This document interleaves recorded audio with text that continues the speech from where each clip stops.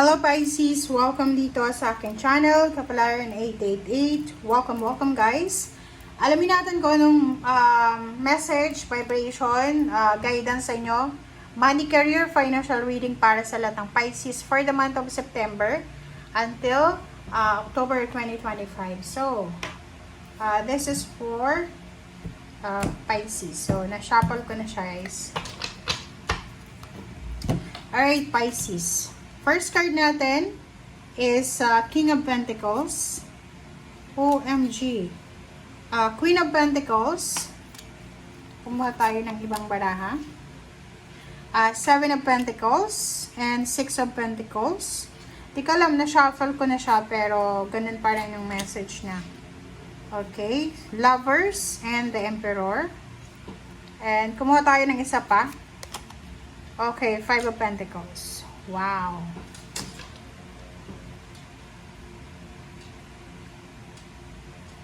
Okay, so nakikita nyo ba guys? I hope nakikita nyo ha. Okay, so this is money, career, financial reading guys. So, ang nakikita ko sa inyo dito, this is King of Pentacles and Queen of Pentacles, diba? Sinasabi ng barasa nyo dito na possible na may Five of Pentacles because pera nga yung pinag-uusapan natin dito. Okay. Yung Five of Pentacles dito, paki-comment sa comment section kung may mga Pisces dito na kasalukuyan kayong maraming pinaproblema sa pera or maybe this is past. Pwedeng dumaan kayo sa financial problems, dumaan kayo sa problema sa pera, or may mga health issues kayo dati na yun yung rason kung bakit pag may mga sakit kasi sa pamilya, talagang pera yung problema. So, dito sinasabi ng baraha, this is your past. Sinasabi ng baraha sa'yo na may mga iba sa inyo Pisces na nakaranas ng ganito. Okay? Nakaranas kayo ng problema sa pera, nakaranas kayo ng problema sa health. And nandito yung Emperor. Sinasabi ng Emperor card sa'yo na naka-recover ka na dyan. Or maybe sa ngayon, bago pumasok yung September, naka-recover ka na sa sakit mo. Kung halimbawa may sakit ka, and if it's about money, maraming na, like kung may negosyo ka, nawalan ka ng negosyo or medyo hindi naging maganda yung flow ng negosyo mo, sinasabi ng barahan na pwedeng naayos na to. Na-settle mo na. Kasi yung Emperor na to is para siyang stable and secured na siya. So, kung ano man na imbalance sa salapi ay na-secured mo na. Okay? Stable na siya sa ngayon. And nakikita ko sa'yo dito, may mga Pisces na yun na nga, you're healing. So, emotionally, financially, and spiritually, you're healing talaga. Makakaraos ka na, or nakaraos ka na talaga. So, there's parang halimbawa, nawala ng trabaho, na-demote sa trabaho, nabawasan yung income, hindi nakapag-overtime, kulang yung sinasahod every month. So, dito sa barahang to, sinasabi sa'yo na you are recovering, okay? You have the authority now na, sorry, dalawa pala to, oh. Wow, ngayon ko lang to nakita, Okay. So, dalawa pala. So, yun, magkadikit. So, sinasabi ng baraha sa'yo dito na, Pisces, congratulations sa inyo kasi possible kayo na makatagpo ng isang tao na pwedeng matulungan kayo para mahanap nyo yung empowerment o yung power. Like dito, halimbawa kung sakit yan, like may sakit ka or nagkasakit ka, posibleng nakahanap ka ng doktor na posibleng tutulungan ka or tinulungan ka para makarecover sa kung ano man na sakit. Pera, nawalan ka ng pera, nawalan ng trabaho, nawalan ng negosyo o ano pa man, may isang tao dito na posibleng matutulungan ka niya or natulungan ka niya sa kung ano man na problema mo. Okay? Next card natin is the Lovers. The Lovers card, sinasabi ng Lovers na to na sa usaping relationship, wala kang masyadong problema. Okay? Relationship, walang masyadong issue dito sa relationship. And nakikita ko na kung ikaw ay may negosyo, mas lalong magiging maganda ang takbo ng negosyo mo. Yung parang stable na stable yung relationship ng mga tao sa loob ng negosyo. Six of Pentacles, sinasabi ng barahan na to na yung financial ay balanse, give and take energy. For example, may papasok na swerte, may papasok na pera, may lalabas. Syempre, ganun eh, ganun. Hindi naman puro lang pasok ng pera, tas wala naman tayong nilalabas. So dito, you're lucky din because may mga tao sa paligid mo na willing kang suportahan, tulungan sa kung ano man na financial problems na posibleng pagdaanan mo. Seven of Pentacles, sinasabi ng baraha, if you're waiting for money, so maybe you're waiting for a lump sum of money, financial result, or maybe you're waiting for cash, parang ganun, cash flow. Pwedeng trinabaho mo na siya, so tapos ka nang magtrabaho, so naghihintay ka na lang, so pwedeng malapit ka nang mag-retire, or pwedeng naghihintay ka na makash out kung ano man yan na lump sum of money na yan.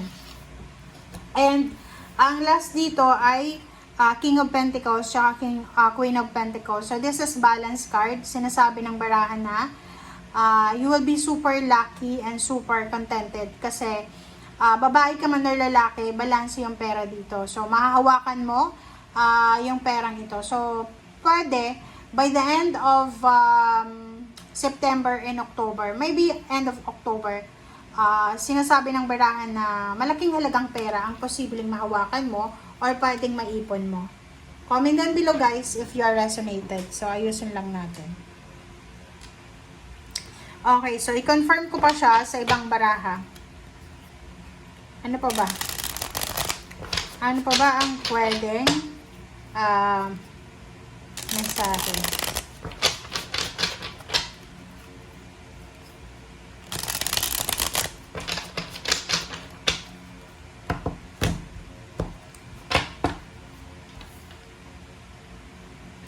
Alright, so, the Star, Pisces, the Star, Five of Cups, and ang ganda ng barahang to, Four of Swords, dito ako sa ilalim ko puka, okay, Strength card, Ten of Wands, OMG, and last card natin is Six of Cups.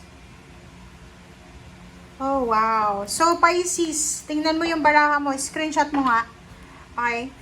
Okay, gusto ko siyang screenshot, pero hindi ko kaya. Okay, so dito sa baraha mo, sa mga baraha, tingnan mo. Six of Cups, sinasabi ng baraha sa'yo dito. This Six of Cups ay nagsasabi sa'yo na marami kang magandang alaala sa past. Maybe sa nakaraan, malaking pera yung hawak mo. Like, parang may iba sa inyo dito na Pisces na pwedeng isinilang ka na mayaman or pwedeng